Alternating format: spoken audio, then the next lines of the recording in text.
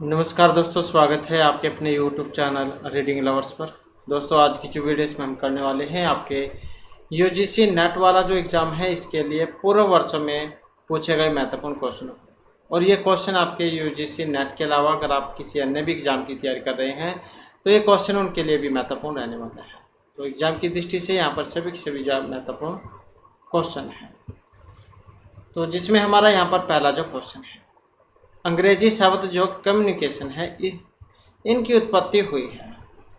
तो इस शब्द की उत्पत्ति कैसे हुई है? कम्युनिस्ट और कम्युनिकेयर से, कम्युनिस्ट और कम्यून से, कम्युनिज्म और कम्युनलिज्म से, या कम्युनियन और कॉमन सेंस से। तो कम्युनिकेशन की उत्पत्ति हुई है, अंग्रेजी शब्द है और इसका जो संबंध है ऑप्शन ए से माना गया है, कम्युनिस्ट और कम्युनिकेयर। तो इससे उत्पत्ति हुई है। और लैटिन जो भाषा है उसका शब्द है, किसका है? लैटिन भाषा जो है इसका शब्द है। तो अंग्रेजी भाषा कम्युनिकेशन की उत्पत्ति लैटिन भाषा के कम्युनिस्ट और कम्युनिकेट से हुई है, तो लैटिन भाषा।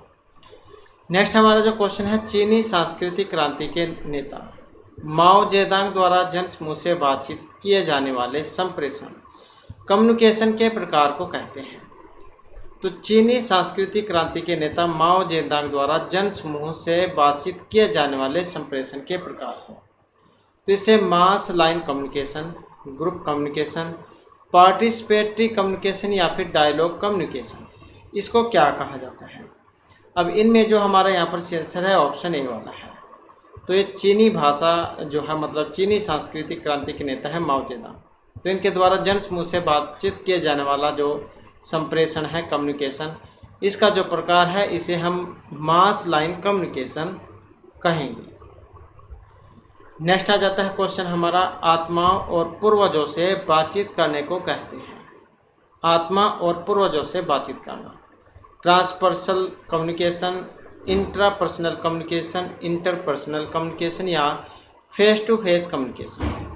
तो आत्मा और जो पूर्वज हैं इनसे जो बातचीत करते हैं तो उनको क्या कहा जाएगा? और उनको कहा जाएगा ट्रांसपर्सनल कम्युनिकेशन। नेक्स्ट क्वेश्चन है हमारा, वित्तीय आपात स्थिति में निम्नलिखित में से क्या किया जा सकता है? वित्तीय आपात स्थिति में राज्य विधानसभा को समाप्त किया जा सकता है, केंद्र सरकार राज्यों के बजट और व्यय को अपने नियंत्रण में ले सकती है, उच्च न्यायालय और उच्चतम न्यायालय के न्यायाधीशों के वेतन को कम किया जा सकता है, या फिर संवैधानिक उपचारों के अधिकार को निलंबित किया जा सकता है। जब वित्तीय आपात की स्थिति आ जाती है तो कौन कौन से काम यहाँ पर हो सकते हैं? अब पुट वाला क्वेश्चन है, यहाँ पर अगर हम देखें तो जो ऑप्शन डी है हमारा 2 और 3, तो यहाँ पर इसको माना गया है। 2 और 3 में देख लेते हैं, केंद्र सरकार राज्य के बजट और व्यय को अपने नियंत्रण में ले सकती है, और उच्च न्यायालय और उच्चतम न्यायालय के न्यायाधीश के वेतन को कम किया जा सकता है। तो 2 और 3 जो है यहाँ पर इसको माना गया है। और ये जो वित्तीय आपात जो है इसकी जो उद्घोषणा जो है यह अनुच्छेद 360 इसके तहत की गई है। नेक्स्ट है, प्रभावी और स्थायी शिक्षा ग्रहण करने के लिए शिक्षा ग्रहणकर्ता के पास होना चाहिए। प्रभावी और स्थायी शिक्षा ग्रहण करने के लिए शिक्षा ग्रहणकर्ता के पास केवल शिक्षा प्राप्त करने की योग्यता, केवल उत्प्रेरक का अपेक्षित स्तर, केवल शिक्षा ग्रहण करने के अवसर या योग्यता और प्रेरणा का वांछित स्तर। तो प्रभावी और स्थायी शिक्षा ग्रहण करने के लिए शिक्षा ग्रहणकर्ता के पास होना चाहिए, जो यहाँ पर ऑप्शन डी में दिए गए हैं। तो योग्यता और प्रेरणा का वांछित स्तर। तो प्रभावी और स्थायी शिक्षा वर्तमान समय की महत्वपूर्ण आवश्यकता है, और इसके लिए शिक्षा ग्रहण करने वाले के पास योग्यता और प्रेरणा दोनों होना जरूरी है, और इसके वांछित स्तर के कारण ही योग्य छात्र तैयार होते हैं। नेक्स्ट क्वेश्चन है हमारा, कक्षा संप्रेषण ये शिक्षा केंद्रित, छात्र सामान्य या पाठ्य पुस्तक केंद्रित होना चाहिए? तो कक्षा संप्रेषण होना चाहिए। अभी इनमें अगर हम देखें तो यहाँ पर है ऑप्शन बी वाला। तो जैसे प्राचीन समय में जो शिक्षा थी वो अध्यापक के अनुसार होती थी, अध्यापक अपनी मर्जी से जो सिलेबस है, बच्चों को पढ़ाने का तरीका, सब कुछ अध्यापक के अनुसार होता था। अब जो पैटर्न जो है, प्रक्रिया वो बदल चुकी है, और अब छात्रों को रखकर ही सब कुछ जो है तैयार किया जाता है। तो कक्षा में स्तरीय अध्यापन के लिए संप्रेषण का अत्यधिक महत्व है और कक्षा में बेहतर संप्रेषण हो इसके लिए छात्र केंद्रित होना जरूरी है। तो छात्रों के अनुसार ही सिलेबस, पैटर्न, एग्जाम सिलेबस ये सब कुछ जातियाब होता है। इसके बाद है अध्यापन की सर्वोत्तम प्रणाली। जानकारी प्रदान करना, छात्रों से पुस्तकें पढ़ने के लिए कहना, अच्छी संदर्भ सामग्री का सुझाव देना या चर्चा प्रारंभ करने की पहल करना और उसमें भाग लेना। तो अध्यापन की सर्वोत्तम प्रणाली कौन सी है?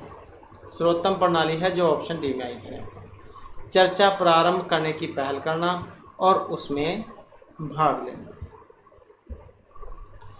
इसके बाद है राष्ट्रपति प्रणब मुखर्जी भारतीय उच्च अधिकारियों से परस्पर बातचीत करते समय तथा सरकारी टिप्पणी आदि से निम्नलिखित में से कौन से पूर्व नियोजन का प्रयोग समाप्त करना चाहते हैं? ये हिज एक्सीलेंसी है, महामहिम, माननीय या श्री या फिर श्रीमती। तो जो राष्ट्रपति जो पहले थे प्रणब मुखर्जी, तो उस समय का क्वेश्चन है, तो क्वेश्चन कोई सा भी हो, यहाँ पर राष्ट्रपति की बात है, चाहे इस समय की द्रौपदी मुर्मू हो या फिर ये। तो भारतीय उच्च अधिकारी से परस्पर बातचीत करते समय तथा सरकारी टिप्पणी आदि से कौन से पूर्व नियोजन का प्रयोग समाप्त करना चाहते हैं? तो कोट वाला जो यहाँ पर क्वेश्चन है, और इसमें अगर हम देखें तो ऑप्शन ए को यहाँ पर माना गया था। तो एक हिज एक्सीलेंसी, या जो पहले ये जो अंग्रेज लोग जो थे वो प्रयोग करते थे, हिज एक्सीलेंसी, और जो तीसरे में है माननीय। तो ये दोनों जो है यहाँ पर ये समाप्त करना चाहते हैं।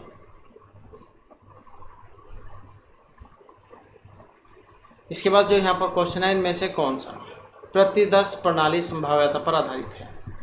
तो प्रतिदर्श प्रणाली संभाव्यता पर आधारित है। अब सुविधा अनुसार प्रतिदर्श, कोटा, निर्णय या स्तरबद्ध प्रतिदर्श। तो कौन सा प्रतिदर्श प्रणाली संभाव्यता पर आधारित है? अब संभाव्यता पर जो आधारित है, यहाँ पर जो ऑप्शन डी में दी गई है, तो ये स्तरबद्ध प्रतिदर्श आ जाती है। इसके बाद आ जाता है माइक्रोसॉफ्ट वर्ड ऑफिस 2007 का फाइनल एक्सटेंशन होगा। तो जैसे आप कोई भी इमेज सेव करते हैं तो जेपीजी, पीएनजी, जीआईएफ, तो इस प्रकार के जो है इसमें ये सेव होती है, जिससे आप पहचान सकते हैं। इसी प्रकार से वर्ड ऑफिस है, इसकी भी एक्सटेंशन बनती है। तो ये डॉस वाले होते हैं। जैसे आप कोई पीडीएफ डाउनलोड करते हैं, मतलब सेव करते हैं, तो .pdf उस पर लिखा हुआ आपने देखा होगा। तो इसी प्रकार से है। तो इसकी जो है जो ऑफिस जो है माइक्रोसॉफ्ट वर्ड ऑफिस, तो जब इसकी कोई फाइल सेव करते हैं तो डॉस में बनती है, इसके एक्सटेंशन है। इसके बाद है डैश एक उपसंधि अर्थात प्रोटोकॉल जो ईमेल ग्राहकों को आपके कंप्यूटर में ईमेल के डाउनलोड करने के लिए इस्तेमाल होता है। एक उपसंधि अर्थात प्रोटोकॉल जो ईमेल ग्राहकों को आपके कंप्यूटर में ईमेल के डाउनलोड करने के लिए इस्तेमाल होगा। तो TCP, SMTP, FTP या POP कौन सा है? अब जो यहाँ पर ऑप्शन सी में जो दिया गया है ये SMTP है। तो ये एक ऐसा प्रोटोकॉल है जो सर्वर से ईमेल डाउनलोड करने के लिए प्रयोग में आता है। और TCP जो मतलब जो है SMTP है, इसकी फुल फॉर्म ये क्या होती है? तो इसकी अगर हम फुल फॉर्म की बात करें तो सिंपल मेल ट्रांसफ़र प्रोटोकॉल इसको कहा जाता है, सिंपल मेल ट्रांसफ़र प्रोटोकॉल। और FTP फाइल ट्रांसफ़र प्रोटोकॉल। और जो यहाँ पर ये जो TCP जो है इसको क्या कहा जाता है? और इसको कहा जाता है ट्रांसमिशन कंट्रोल प्रोटोकॉल। तो इस प्रकार से जो है ये आपने इनका याद रखना है। इसके बाद आ जाता है अगला क्वेश्चन हमारा। क्वेश्चन है इनमें से कौन सा मीथेन का एक स्रोत है? अब मीथेन का स्रोत है यहाँ पर आर्द्रस्थल, वेटलैंड्स, फोम, तापीय विद्युत संयंत्र या सीमेंट उद्योग। मीथेन का स्रोत है। अब मीथेन जो है इसका जो स्रोत है, ये जैसे धान के खेत होते हैं, जब ऊपर से जीरी कट जाती है तो नीचे जो पराली रह जाती है, तो जो निचले अवशेष जो है उनमें से जब पानी होता है उनमें, तो उसमें से निकलती है मीथेन गैस, जो ऑप्शन ए में यहाँ पर दिया गया है। तो ये कार्बनिक गैस है और जिसे मार्स गैस के नाम से भी जाना जाता है। और प्राकृतिक गैस के नाम से भी इसे जाना जाता है। तो ये गिल्ले जो स्थान होते हैं वहाँ से निकलती है। इसके बाद है नागोया उपसंधि प्रोटोकॉल किससे संबंधित है? जलवायु परिवर्तन, ओजोन, खतरनाक अपशिष्ट या जैव विविधता से। नागोया उपसंधि प्रोटोकॉल, और इसका जो संबंध है ये जैव विविधता से है। नेक्स्ट है भारत की ऊर्जा आवश्यकता में जीवाश्म ईंधन के बाद योगदान करने वाला दूसरा सबसे महत्वपूर्ण स्रोत है। ऊर्जा आवश्यकता में जीवाश्म ईंधन के बाद योगदान करने वाला दूसरा महत्वपूर्ण स्रोत सौर ऊर्जा, नाभिकीय जल ऊर्जा या पवन ऊर्जा। तो कौन सा है? ये जल ऊर्जा है, हाइड्रो पावर। इसके बाद है जापान में मिनी माता आपदा किसके प्रदूषण के कारण आई थी? सीसा, पारा, जिंक या कैडमियम के कारण। मिनी माता आपदा, और ये आई थी पारे के कारण, जो कि समुद्री जल में घुले पारा का मछलियों द्वारा सेवन करना और उन्हें फिर जो मछुआरे पकड़ते हैं उनके द्वारा खाए जाना, तो उससे आया था ये। इसके बाद है जैव आवर्धन का तात्पर्य किसकी वृद्धि से है? जीवित जीवों में प्रदूषकों की सांद्रता, जाति स्पीशीज की संख्या, जीवित जीवों का अमाप, बायोमास। तो जैव आवर्धन का तात्पर्य किसकी वृद्धि से है? और इसका जो है ऑप्शन ए में है, यहाँ पर जीवित जीवों में प्रदूषकों की सांद्रता से है। इसके बाद जो हमारा यहाँ पर क्वेश्चन आ जाता है भारत के महान्यायवादी के संबंध में इनमें से कौन से वाला एक सही नहीं है? राष्ट्रपति उस व्यक्ति को भारत का महान्यायवादी नियुक्त करते हैं जो उच्च न्यायालय का न्यायाधीश बनने के योग्य हो। उनको देश के सभी न्यायालयों में प्रस्तुत होने का अधिकार प्राप्त है। उनको लोकसभा और राज्यसभा की कार्रवाई में भाग लेने का अधिकार है। उनकी निश्चित अवधि होती है। अब कोर्ट वाला क्वेश्चन है महान्यायवादी जैन के बारे में एक सही नहीं है। अब कौन से वाला जो है यहाँ पर सही नहीं है? और जो यहाँ पर दिया गया है ऑप्शन ए में, एक तो चौथा, क्योंकि जो निश्चित अवधि होती है, और एक पहले वाला कि राष्ट्रपति उस व्यक्ति को भारत का महान्यायवादी नियुक्त करते हैं जो उच्च न्यायालय का न्यायाधीश बनने के योग्य हो। अब इसके अलावा देखें तो उनको देश के सभी न्यायालयों में प्रस्तुत होने का अधिकार प्राप्त है। उनको लोकसभा और राज्यसभा की कार्रवाई में भाग लेने का अधिकार प्राप्त है। तो इन दोनों को यहाँ पर माना गया है। और भारत का जो महान्यायवादी ये सरकार का प्रथम विधि अधिकारी होता है। क्या होता है? सरकार का प्रथम विधि अधिकारी। और अनुच्छेद जो 76 है उसके अनुसार। और इनकी नियुक्ति कौन करते हैं? तो ये राष्ट्रपति करते हैं। और उनके प्रसाद पर्यंत जब तक राष्ट्रपति खुश हैं तब तक वो अपने पद पर बने रहते हैं। इसके बाद है भूकंपों के संदर्भ में रिएक्टर स्केल पर परिमाण 1 की वृद्धि का क्या अर्थ है? तो भूकंपों के संदर्भ में रिएक्टर स्केल पर परिमाण 1 की वृद्धि भूकंपीय तरंगों के आयाम में 10 गुना वृद्धि, भूकंपीय तरंगों की ऊर्जा में 10 गुना वृद्धि, या भूकंपीय तरंगों के आयाम में 10 गुना वृद्धि। तो परिणाम 1 जो है इसके क्या मतलब होता है? अब इसका जो यहाँ पर अर्थ लिया गया है ऑप्शन ए से, भूकंपीय तरंगों के आयाम में 10 गुना वृद्धि।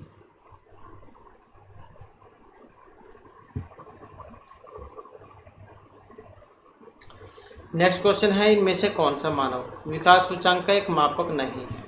मानव विकास सूचांक का एक मापक नहीं है, कौन से वाला? साक्षरता दर, सकल नामांकन, लिंग अनुपात या आयु प्रति आशा। अब इनमें जो नहीं है कौन सा? ऑप्शन सी वाला, ये जो लिंग अनुपात जो यहाँ पर आया है। इस जो सूचांक है इसको यूएनडीपी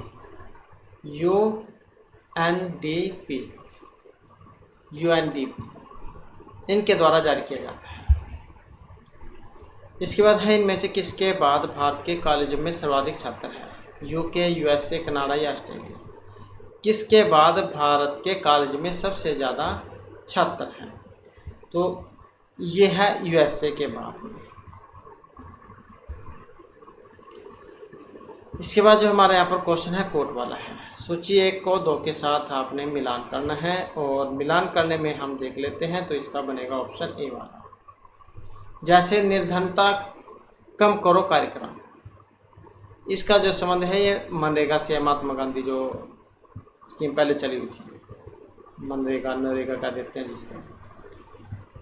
मानव विकास योजना, तो इसका संबंध है मिड डे मील से, मैं से मिड डे और मैं से मान, ऐसे आप याद रख सकते हैं।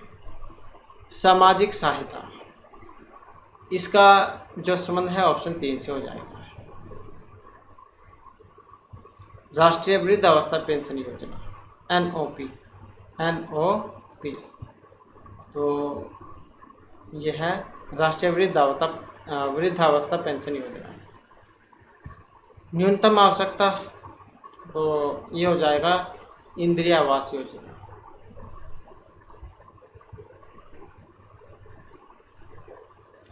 इसके बाद आ जाता है कक्षा में परस्पर संवाद से क्या उभर आना चाहिए।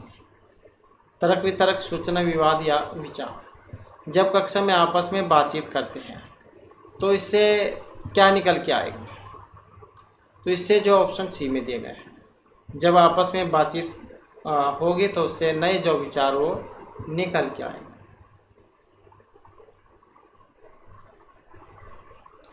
इसके बाद है दंड न देकर बच्चों को बिगाड़ना, इससे क्या अभिप्राय है।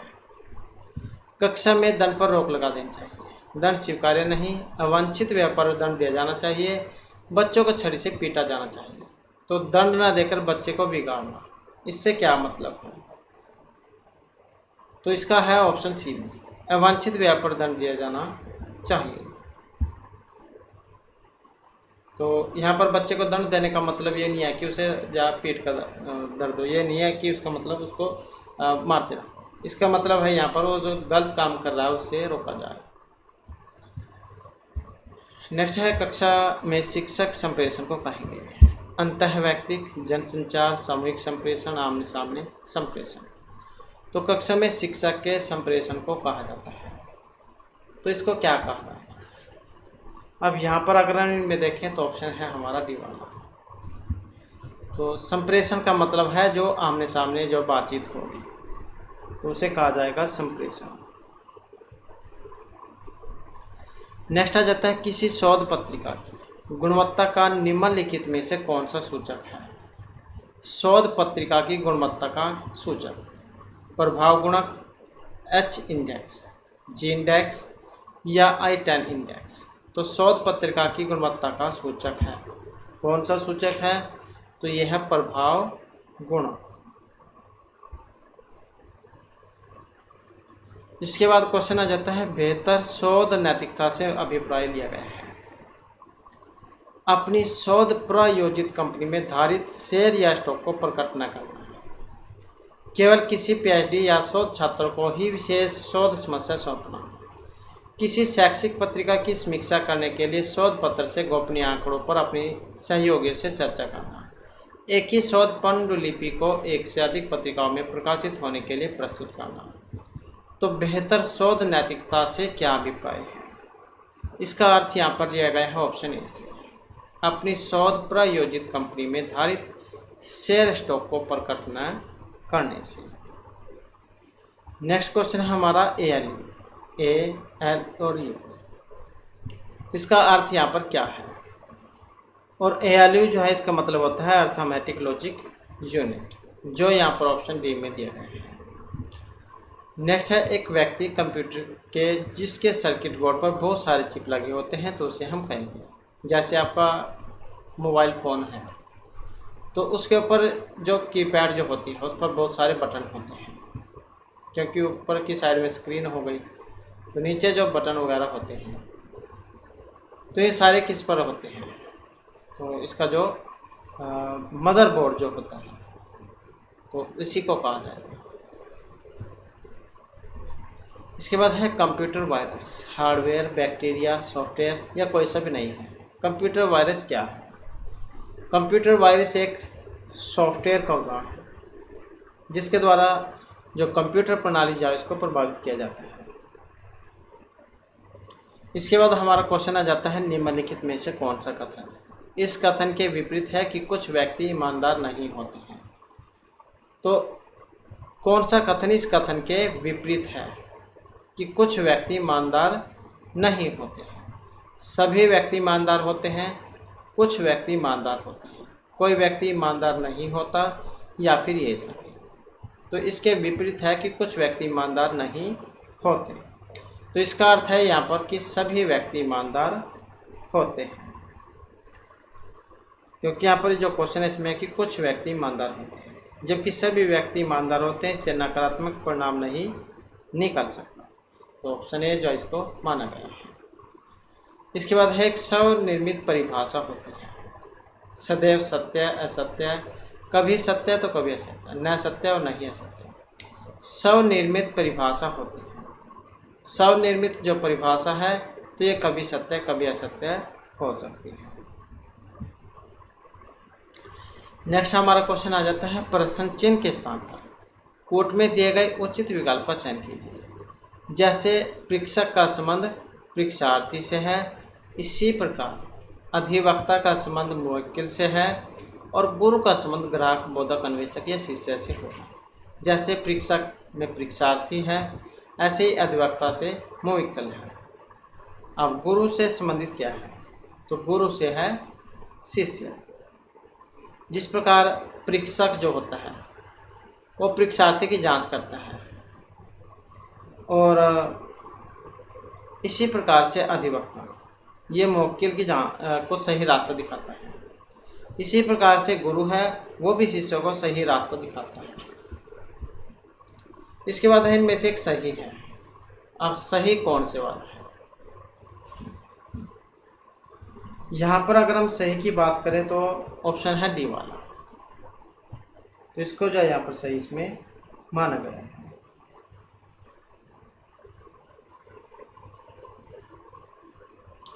नेक्स्ट आ जाता है क्वेश्चन हमारा, यदि कथन को सत्य माना जाए कि अधिकतर विद्यार्थी आज्ञाकारी होते हैं, तो कौन सा एक कथन युग्म को सही माना जा सकता है? यदि इस कथन को सत्य माना जाए कि अधिकतर विद्यार्थी आज्ञाकारी होते हैं, तो कौन सा सही हो सकता है? यहाँ पर कोट वाला जो यहाँ पर क्वेश्चन है, सभी आज्ञाकारी व्यक्ति विद्यार्थी होते हैं। सभी विद्यार्थी आज्ञाकारी होते हैं, कुछ विद्यार्थी आज्ञाकारी होते हैं, या कुछ विद्यार्थी अवज्ञाकारी नहीं होते हैं। अब कौन से वाला जो इसमें सही हो सकता है? तो इसमें अगर हम देखें तो ऑप्शन सी को यहाँ पर माना गया था। तो 3 और 4, अब 3 और 4 में हम देख लेते हैं कि कुछ विद्यार्थी आज्ञाकारी होते हैं और कुछ विद्यार्थी अवज्ञाकारी नहीं होते हैं। अगर ये सत्य माना जाए कि अधिकतर विद्यार्थी आज्ञाकारी होते हैं, तो कौन सा एक कथन युग्म को सही माना जा सकता है? तो अधिकतर विद्यार्थी आज्ञाकारी होते हैं। तो इस कथन से निहित है कि कुछ विद्यार्थी आज्ञाकारी होते हैं और कुछ विद्यार्थी आज्ञाकारी नहीं होते। तो इसका मतलब है कि वे आज्ञाकारी विद्यार्थी हैं।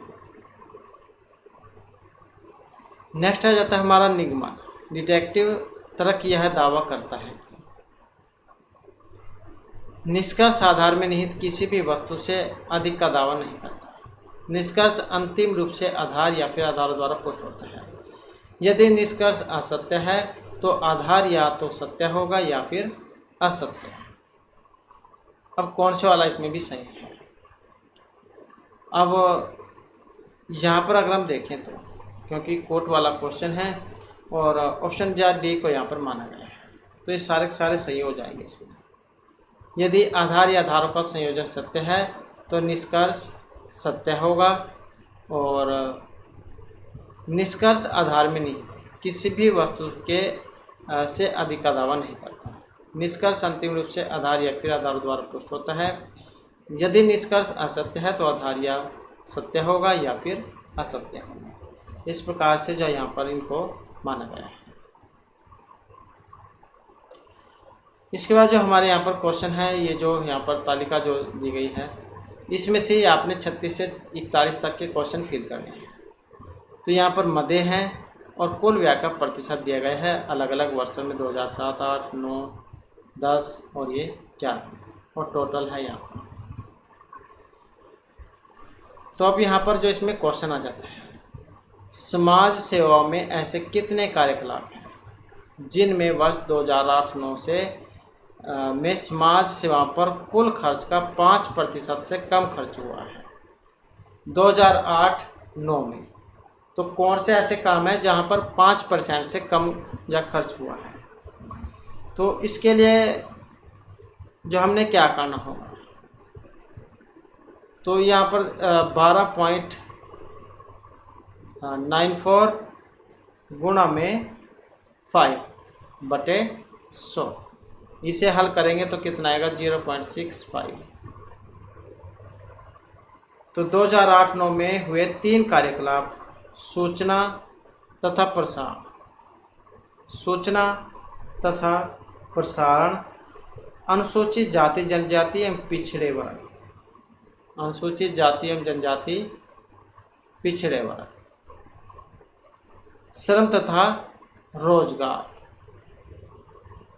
तो इन तीनों कार्यों पर कुल खर्च जो इसका 5% कम हुआ है, तो इसी पर 5% कम खर्चा हुआ है। तो यहाँ पर जो है कौन सा हो जाएगा? बी वाला। ये 3 थे। इसके बाद है इनमें कौन से मद का व्यय का हिस्सा दिए गए वर्षों में शेष 3 मदों के लगभग बराबर है? तो कौन से का है यहाँ पर बराबर? तो इसमें जो है ऑप्शन बी, अनुसूचित जाति जनजाति और अन्य पिछड़े वर्गों का कल्याण, तो इसको माना गया है। नेक्स्ट है समाज सेवाओं की निम्नलिखित में से कौन से मदों में वर्ष 2007-8 से 10-11 के दौरान व्यय में अधिकतम वृद्धि दर्ज की गई? 7-8 से 10-11 के दौरान व्यय में अधिकतम वृद्धि किस में हुई?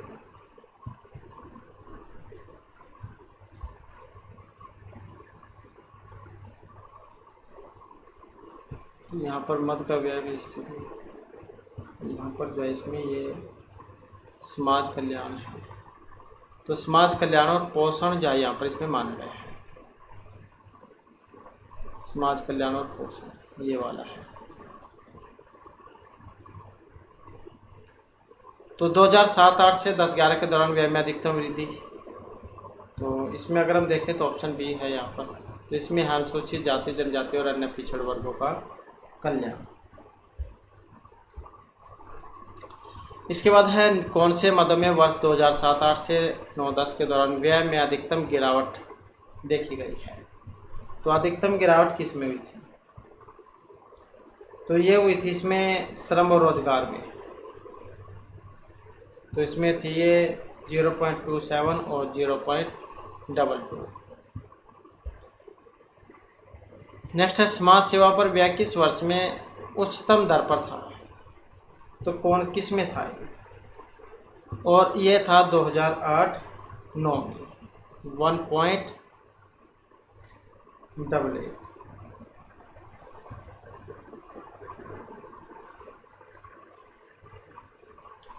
इसके बाद जो हमारा यहाँ पर क्वेश्चन है,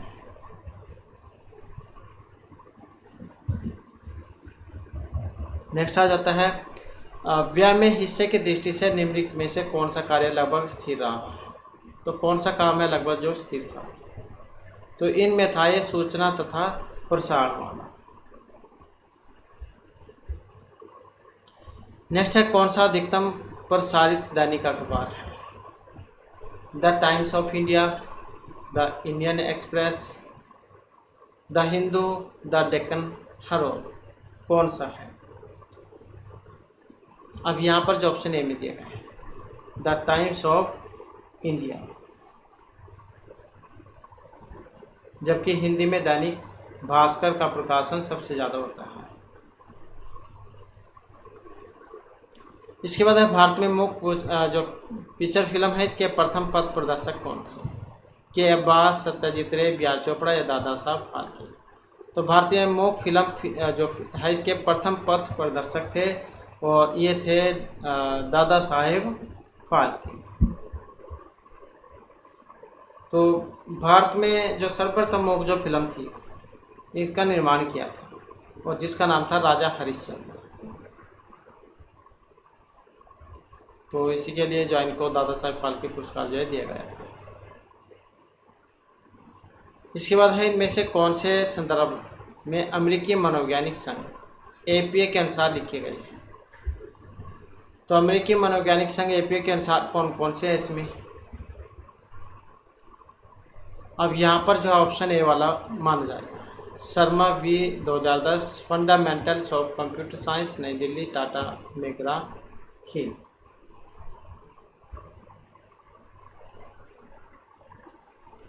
इसके बाद जो हमारा क्वेश्चन आ जाता है यहाँ पर, शोध की निम्नलिखित अवस्थाओं का सही क्रम बताइए। अब सही क्रम इनमें कौन से वाला है? सही क्रम है ऑप्शन बी वाला। तो सबसे पहले नंबर पे आ जाएगा शोध समस्या का निर्धारण करना, उसके बाद आ जाएगा शोध उद्देश्य को सूचीबद्ध करना, इसके बाद आ जाएगा कार्यप्रणाली।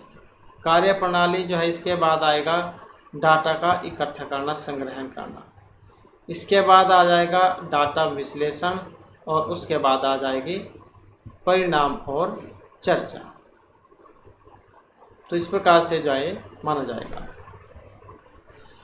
कई बार जो है जो ऑप्शन जो होते हैं उसमें भी आंसर दिया गया रहता है। जैसे यहाँ पर देख सकते हैं सभी में 6 हैं, यहाँ पर 5 हैं, तो इसका मतलब 5 और 6 जो है सबसे लास्ट में आएंगे। तो इससे पहले के जाओ आपने देखने होंगे। अब यहाँ पर भी देख सकते हैं 2 ऑप्शन में पहले में 1 है और दूसरे में 2 है। इसका मतलब है तो तीसरे वाला या ना तो पहले में आएगा ना दूसरे में आएगा। इसके बाद है असत्य कथन की पहचान कीजिए। अब एक गलत है, तो इसमें आगे और अन्वेषण किए जाने के लिए प्रारंभिक रूप से सीमित साक्ष्य के आधार पर परिकल्पना की जाती है। परिकल्पना सत्य की किसी मान्यता के बिना तर्क का आधार होती है। परिकल्पना किसी घटना का प्रस्तावित स्पष्टीकरण है। वैज्ञानिक परिकल्पना एक वैज्ञानिक सिद्धांत है। तो गलत है यहाँ पर एक। अब गलत कौन सा है? तो जो ऑप्शन डी में दिया गया है। ये जो परिकल्पना जो है इसका मतलब है सत्य को किसी मान्यता के बिना तर्क का आधार देना, और यह किसी घटना का प्रस्तावित स्पष्टीकरण होता है। परंतु कथन गलत है कि वैज्ञानिक परिकल्पना एक वैज्ञानिक सिद्धांत है। इसके बाद है शिक्षा का कक्षा में संप्रेषण किस सिद्धांत पर निर्भर होता है? इन्फोर्समेंट, एजुटेनमेंट, इंटरटेनमेंट या पावर इक्वेशन पर। तो शिक्षा का कक्षा में संप्रेषण ये किस सिद्धांत पर आधारित होता है? और यह माना गया है एजुकेशन वाला, एजुटेनमेंट, न कि इंटरटेनमेंट, शिक्षा से संबंधित। इसके बाद है यहाँ पर एक संख्या लुप्त है जो आपने बतलानी है। तो यहाँ पर कौन सा कोड या चला हुआ है? यहाँ पर देखें तो पहले में 6 हैं, उसके बाद 18 और 6 24 होते हैं, 24 और 36 60 होते हैं, और 60 और 60 120 होते हैं। अब यहाँ पर अगर हम देखें 6 3 18 या फिर 6 और 12 18, 18 और 18 36, 36 और 24, 36 और 24 60। अब यहाँ पर देखें तो इनमें 6 का अंतर है, तो यही फिर सीरीज हमें आगे चलानी है। तो इसी प्रकार से हम जब 120 में जो है 90 जोड़ेंगे तो क्या आ जाएगा 210, क्योंकि 60 में हम 30 जोड़ेंगे तो 90 हो जाते हैं, फिर 30 में जब हम 6 जोड़ेंगे तो 36 हो जाएंगे। तो इस प्रकार का कुछ क्रम है यहाँ पर। तो ऑप्शन डी वाला इसका बन जाएगा। नेक्स्ट है 6 बालक और 4 बालिकाओं में से 7 सदस्यों का एक ग्रुप तैयार किया जाना है जिसमें बालकों की संख्या अधिक हो। ग्रुप कितनी प्रकार से बनाया जा सकता है?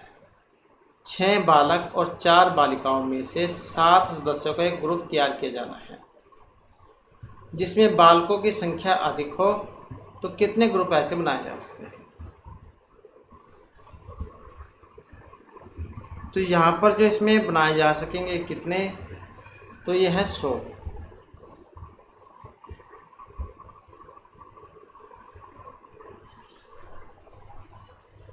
इसके बाद आ जाता है अगला क्वेश्चन, यदि ए का अर्थ घटाना, बी का अर्थ गुणा, सी का जमा और जो ये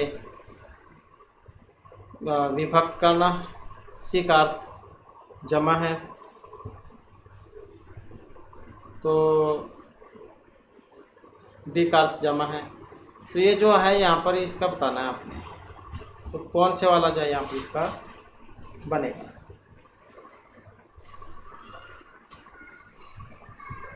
तो यहाँ पर जो है सी का अर्थ जमा, द्वारा विभक्त करना, और डी का अर्थ जमा, द्वारा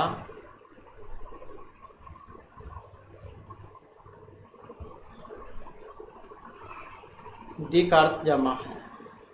तो ये जो है यहाँ पर इसके स्थान पर आपने रखना है, और बोर्ड मास वाला जो नियम है भाग गुणा जमा माइनस, वो आपने यहाँ पर चलाना होगा। तो जब हम इनके स्थान पर रखेंगे तो क्या बनेगा, तो ये आ जाएगा 90 प्लस में 9 माइनस 29 प्लस में 10 गुणा में 2। तो भाग है नहीं, गुणा, और गुणा जब हम करेंगे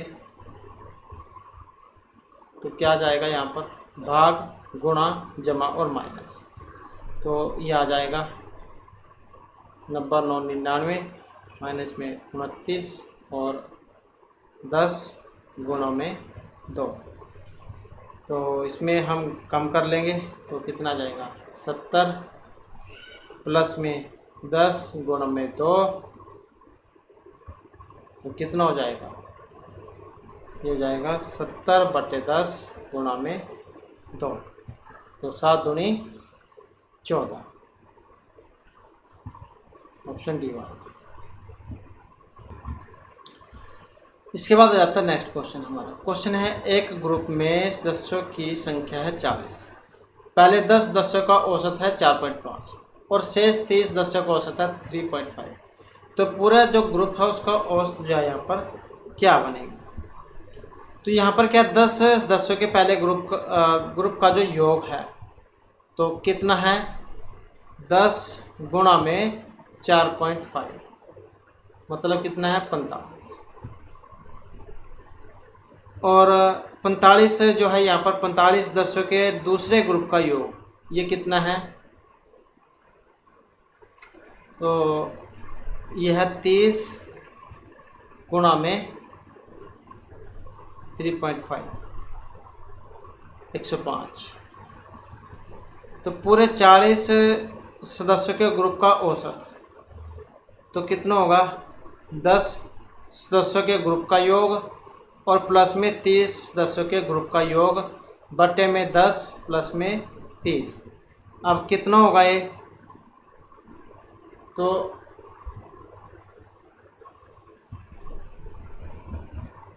क्या गलत कर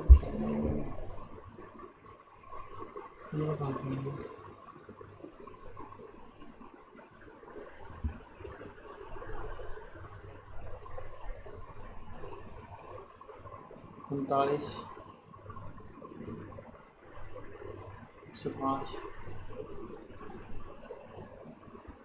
तो यह 15 105 को आ जाए तो 45 आएगा।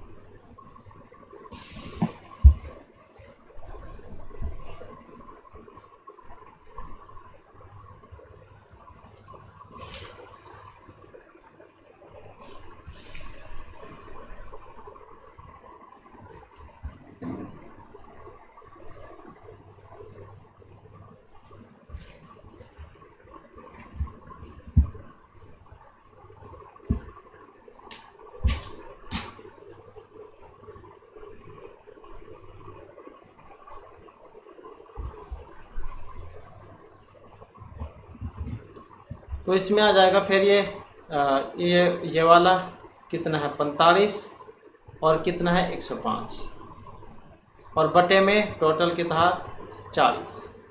तो 45 और 5 50 कितना हो जाएगा 150, 150 बटे में 40 तो कितना आ जाएगा 15/4। तो 15/4 जो ऑप्शन सी में यहाँ पर दिया गया है। इसके बाद है यहाँ पर यदि मोहन को हम ऐसे लिख सकते हैं तो ये जो काउंट है इसको हम कैसे लिखेंगे, तो पहले इसके बारे में पता होना चाहिए। तो यहाँ पर देखें तो GHJKLM इस प्रकार से यहाँ पर चल रहे हैं MNO FGH। तो ये वाला जो क्रम है यहाँ पर इसी प्रकार से आप इसमें भी चला सकते हैं। तो यहाँ पर क्या बनेगा ABC MNO STU और इसी प्रकार से LMN और RST। तो AMSLR ऑप्शन A1। नेक्स्ट है दो व्यक्ति A और B की आयु का जोड़ है 50। 5 वर्ष पूर्व उनकी आयु का अनुपात था 5:3। तो वर्तमान आयु बतानी है। तो वर्तमान आयु की बात करें तो कितनी बनेगी और इसमें जो ऑप्शन ए वाला 30 और 20 तो इतनी जो यहाँ पर बनेगी। इसके बाद आ जाते हैं यहाँ पर कथन 1 और 2 पर विचार कीजिए, नीचे दिए गए से कोड का चयन कीजिए। तो कथन है कि बैंक लॉकर भी सुरक्षित नहीं है, चोर उन्हें तोड़कर आपकी संपत्ति ले जा सकते हैं और चोर स्वयं स्वर्ग में नहीं जा सकते, इसलिए आपको अपनी संपत्ति स्वर्ग में रखनी चाहिए। कथन 2 है कि मनुष्य के शरीर के रंग में अंतर सूर्य से दूरी के कारण होता है, किसी चिरस्थायी विशेषता के कारण नहीं। शरीर का रंग शरीर पर सूर्य और उसके किरणों की प्रतिक्रिया का परिणाम है। तो कौन से वाला जो है इसमें सही बनेगा। अब यहाँ पर देखें तो जो ऑप्शन बी में है कथन 1 तर्क है किंतु कथन 2 नहीं है, तो 2 वाला जो है यहाँ पर नहीं है। इसके बाद आ जाता है गद्यांश, जो 55 से 60 तक के जो क्वेश्चन है उनके आंसर आपने देने हैं। एक बार हम क्वेश्चन देख लेते हैं। तो जिसमें है विकासशील देशों में शहरीकरण प्रक्रिया का प्रचलित दृष्टिकोण है। विकासशील देशों में 1950 से 2000 AD तक शहरी नागरिकों की औसत आगमन वृद्धि किसके करीब थी। शहरीकरण की वास्तविकता प्रतिबिंबित होती है। लेखक ने इस अनुच्छेद को किस विषय पर केंद्रित करने का प्रयास किया है और उपरोक्त अनुच्छेद में लेखक क्या व्यक्त करना चाहता है। और इसके बाद है कि निम्नलिखित में से किसको शहरी जीवन की गुणवत्ता सूचकांक नहीं माना जाता है। तो इस प्रकार का है यहाँ पर ये अब इसमें से ही आपने जो क्वेश्चन जो है ये छांटने हैं। तो एक बार में ही क्वेश्चन को ध्यानपूर्वक जो है गद्यांश को आपने पढ़ लेना है। तो विकासशील देशों में और नागरिक प्रक्रिया से शहरों पर प्रचलित दृष्टिकोण कुछ इस प्रकार का होता है कि तमाम सुख और सुविधा प्राप्त होने के बावजूद इन शहरों के अभाव से पर्यावरणीय अपकर्ष, गंदी बस्ती और आबादियों का बसना, नगरीय गरीबी, बेरोजगारी, अपराध, अराजकता और यातायात अवस्था के संकेत मिलते हैं। लेकिन वास्तविकता क्या है। वास्तव में यह आश्चर्यजनक है कि विकासशील देशों में पिछले 50 वर्षों में शहरी जनसंख्या में वर्ष 1950 से 300 मिलियन से वर्ष 2000 तक 2 बिलियन की अभूतपूर्व रूप से वृद्धि होने के बाद में विश्व ने बुरी तरह नहीं बल्कि कितनी अच्छी तरह से इसका सामना किया है। सामान्य रूप से शहरी जीवन की गुणवत्ता में जल की उपलब्धता और सफाई के प्रबंध, बिजली, स्वास्थ्य और शिक्षा, संचार और परिवहन व्यवस्था के दृष्टि से सुधार हुआ है। उदाहरणतः एशियाई विशाल देश जैसे कि चीन, भारत, इंडोनेशिया और फिलीपींस के शहरी क्षेत्र में अधिकांश निवासियों को उन्नत जल सुविधाएं उपलब्ध करा दी गई है। इसके बावजूद 20वीं शताब्दी के पिछले दशक के दौरान कुल शहरी जनसंख्या की प्रतिशतता के अनुसार उन्नत जल व्यवस्था की उपलब्धता में कमी आई है। हालांकि इस असीम संख्या में से लाखों अतिरिक्त शहरी निवासियों को उन्नत जल सुविधाएं उपलब्ध करा दी गई है। इन देशों ने स्वच्छता सेवाओं में महत्वपूर्ण रूप से प्रगति की है। साथ ही दशक में 293 मिलियन से अधिक नागरिकों के अतिरिक्त जनसमूह के लिए भी सेवाएं उपलब्ध कराई हैं। इन सुधारों के विषय में तेजी से बढ़ती हुई शहरी जनसंख्या के पृष्ठ पर राजकोषीय चरमराहट और क्लिष्ट मानव संसाधन तथा गुणवत्ता उन्मुख लोक प्रबंधों के मद्देनजर विचार किया जाना चाहिए। तो ये वाले गद्यांश से आपकी समझ में आ चुका होगा। अब इसमें से जो आपने क्वेश्चन फिल करने हैं। तो क्वेश्चन है कि विकासशील देशों में शहरीकरण प्रक्रिया का प्रचलित दृष्टिकोण है, सकारात्मक, नकारात्मक, निर्दिष्ट या अनिर्दिष्ट। अब इसमें जो है कौन सा है, तो ये नकारात्मक है। इसके बाद है विकासशील देशों में 1950 से 2000 AD तक शहरी नागरिकों की औसत आगमन वृद्धि किसके करीब थी? तो कितनी थी? ये थी 30 मिलियन। इसके बाद है शहरीकरण की वास्तविकता प्रतिबिंबित होती है। स्थिति को कितनी अच्छी तरह से व्यवस्थित किया गया है, स्थिति कितनी बुरी तरह से नियंत्रण से बाहर हो गई है, शहरीकरण की रफ्तार कितनी तेज हो रही है, पर्यावरण में कितनी तेजी से गिरावट आई है। तो शहरीकरण की वास्तविकता प्रतिबिंबित होती है, जो ऑप्शन ए में है, स्थिति को कितनी अच्छी तरीके से व्यवस्थित किया गया है। इसके बाद है लेखक ने इस अनुच्छेद को किस विषय पर केंद्रित करने का प्रयास किया है? ज्ञान के विस्तार, पर्यावरण चेतना, विश्लेषणात्मक तार्किकता या वर्णनात्मक अभिकथन पर। तो लेखक ने इस अनुच्छेद को किस विषय पर केंद्रित करने का प्रयास किया है, और ये किया गया है वर्णनात्मक अभिकथन पर। इसके बाद है उपरोक्त अनुच्छेद में लेखक क्या व्यक्त करना चाहता है? शहरी जीवन की कठिनाई, शहरी जीवन की व्यवस्था, मानव प्रगति की जागरूकता या विकास की सीमाएं। अब इसमें जो है ऑप्शन डी वाला है हमारा, तो ये विकास की सीमाएं हैं। इसके बाद है निम्नलिखित में से किसको शहरी जीवन की गुणवत्ता का सूचक नहीं माना जाता? शहरी जीवन की गुणवत्ता का सूचक नहीं माना जाता है शहरीकरण की गति, मूल सेवाओं का प्रावधान, सामाजिक सुख सुविधाओं तक पहुँच या ये सभी। अब इनमें जो है ऑप्शन ए वाला है, तो कौन सा है? शहरीकरण की गति। तो इस प्रकार से जो हमारे आज की क्लास हुई महत्वपूर्ण क्वेश्चन थे। नेक्स्ट वीडियो इसमें आपके लिए नए जो महत्वपूर्ण क्वेश्चन हम लेकर आएंगे। और हमारे साथ अंत बनाने के लिए धन्यवाद।